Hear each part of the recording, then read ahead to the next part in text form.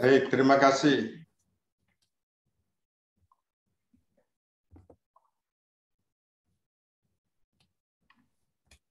Ya, apakah sharing ini sudah kelihatan di situ? Sudah, Romo. Ya, terima kasih. Para ibu yang terkasih, renungan pada hari ini saya ambil dengan tema tinggal dalam Tuhan, sukacita kita penuh.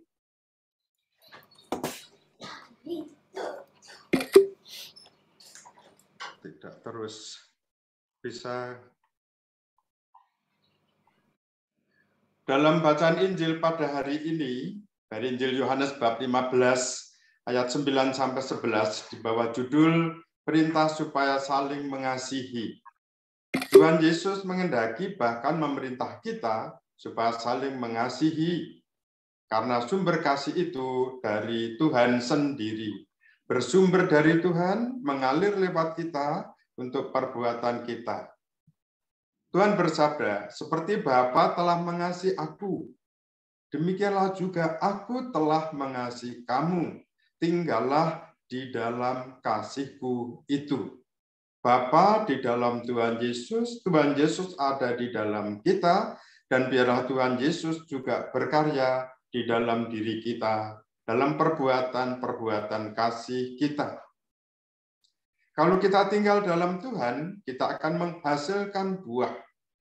Karena Allah adalah kasih, maka yang kita hasilkan, kita perbuahkan juga adalah perbuatan-perbuatan kasih. Dalam hal ini menjadi tema di Keuskupan Agung Semarang untuk alat dasar Keuskupan Agung Semarang juga tinggal dalam Kristus dan berbuah. Tinggal dalam Tuhan sudah digambarkan dengan jelas dalam perikop sebelumnya, bacaan kemarin, dari Injil Yohanes bab 15 ayat 1 sampai dengan 8. Tuhan adalah pokok anggur yang benar, dan kita ranting-rantingnya. Ranting-ranting akan tetap hidup, berkembang, berbuah, kalau selalu menempel erat dengan pokoknya. Demikian juga kita akan menghasilkan buah kasih dalam perbuatan kita kalau kita selalu bersatu dengan Tuhan Yesus adalah sang sumber kasih itu sendiri. Ada ungkapan dalam bahasa Jawa, manunggaling Gusti lan kawula. Ada yang membalik manunggaling kawula Gusti, tapi saya senang ini karena yang berinisiatif untuk manunggal menyatu dengan kita itu adalah Tuhan sendiri, meninggalkan kedudukannya sebagai Allah, lalu turun ke dunia manusia yang berkubang dengan lumpur dosa, mau menyatu dengan kita. Kita akan bersukacita kalau kita tinggal di dalam Tuhan. Dan karena tinggal dalam Tuhan, kita bisa berbuat kasih. Maka sukacita kita menjadi penuh. Kalau kita sudah berbuat sesuatu, mengasihi dengan penuh kasih, kami penuh dengan sukacita. Beberapa hari yang lalu saya memberikan weekend ME di distrik 5 Purwokerto.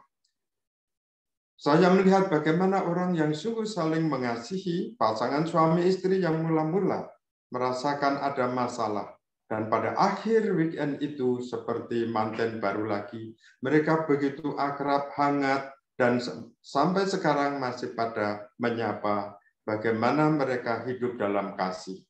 Saya sungguh merasa berbahagia karena melihat mereka yang begitu mengasihi itu.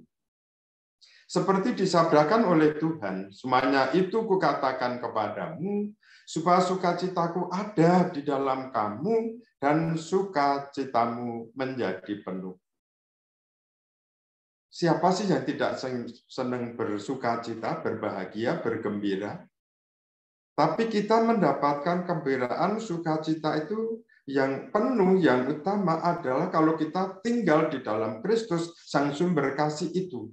Mendapatkan kepenuhan. Dan ini yang indah bagi saya adalah Karena kita tinggal dalam Kristus, Tuhan Yesus mau menyatu dengan kita. Tuhan Yesus mau melanjutkan karya-karya kasih-Nya itu lewat kita, di dalam kita. Sungguh sabda Tuhan hari ini luar biasa. Memberi harapan dan jaminan untuk hidup bahagia dan penuh sukacita, baik di dunia ini maupun dalam keabadian nanti.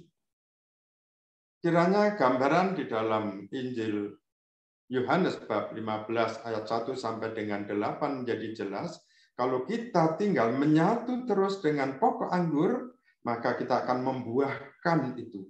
Bukan pokoknya yang menghasilkan buah, tetapi Tuhan Yesus menghasilkan buah itu, buah kasih lewat kita.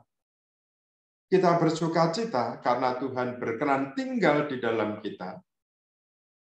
Dan kita dibuat layak untuk berbuat kasih demi kebahagiaan dan keselamatan orang lain yang kita layani. Kebahagiaan sungguh luar biasa melihat orang yang kita layani yang bahagia, dan bahkan dalam situasi keretakan dalam kasih, dalam kehidupan sebagai suami istri, 27 tahun tidak mengerti apa sih artinya kasih itu. Dan ketika kemarin mereka mengikuti weekend, oh ternyata demikian, keterbukaan, kemanunggalan menjadi sungguh-sungguh dialami oleh mereka, dan biarlah dengan demikian juga bisa semakin menjalar kasih itu kepada keluarganya, anaknya, dan orang lain. Tuhan Yesus menyampaikan kepada Santa Faustina, dan ini sangat mengesan di hati saya dengan kegiatan kita di dalam kerahiman ilahi ini. Kerahiman Tuhan itu bukan hanya dibuka sedikit-sedikit, tapi seperti samudera. Dan kalau tadi Tuhan mau hidup di dalam diri kita, mau melaksanakan karya kasih-Nya lewat kita, sudah disampaikan lewat Santa Faustina. Hatimu adalah tempat istirahatku.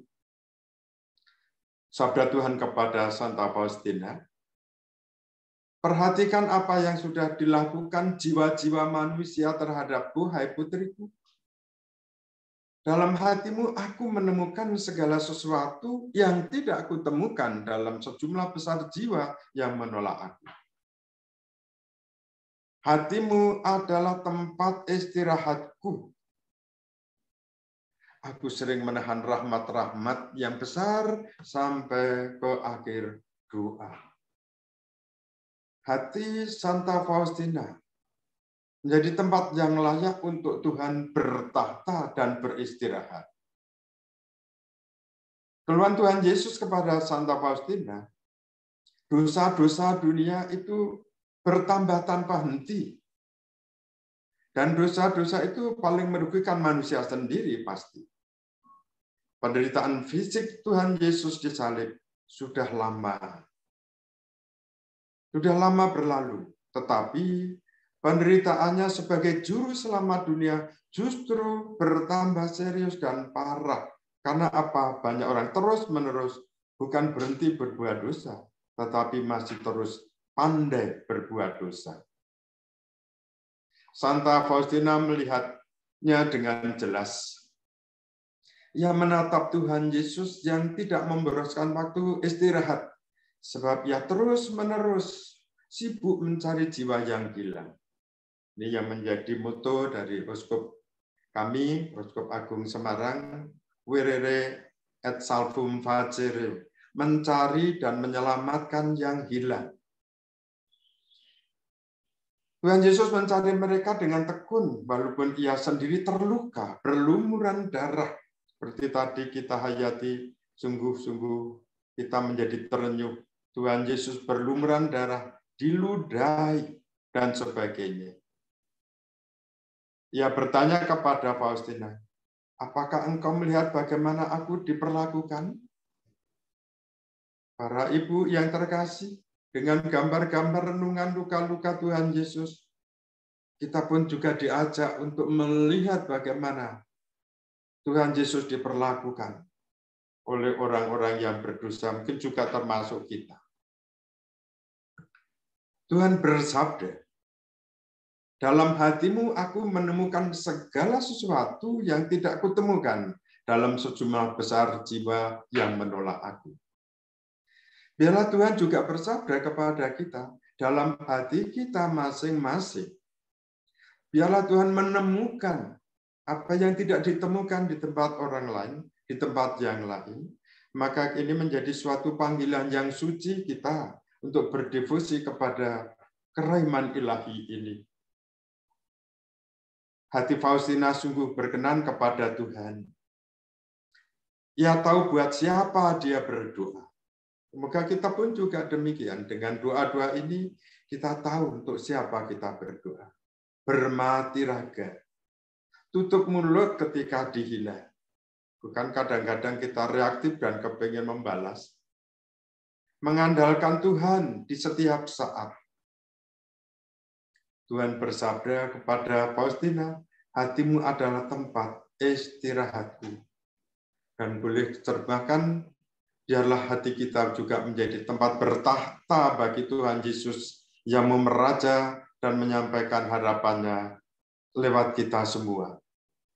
Semoga hati kita juga dibuat layak dan bisa menjadi tempat bagi Tuhan beristirahat. Biarlah Tuhan yang sekarang beristirahat dalam hati kita, dan dengan semangat kita dibuat mampu untuk melanjutkan karya-karya Tuhan demi kebahagiaan dan keselamatan orang lain. Dengan demikian, Tuhan kita muliakan, banyak orang kita layani dan diselamatkan. Membiarkan Tuhan Yesus beristirahat, saya ingat bagaimana Santa Teresia dari kanak-kanak Yesus dengan pemikirannya sebagai anak-anak. Tiap kali bangun tidur, merapikan tempat tidur, meletakkan salib di atas bantal, Tuhan sudah banyak berkarya, menderita juga. Biarlah Tuhan sekarang beristirahat dan perkenankanlah saya bekerja, melanjutkan karya-karya Tuhan. Biarlah Tuhan juga melanjutkan karya-karyanya di dalam diri kita. Kita juga boleh berbahagia penuh sukacita. Tuhan memberkati kita semua. Amin. Terima kasih. Terima kasih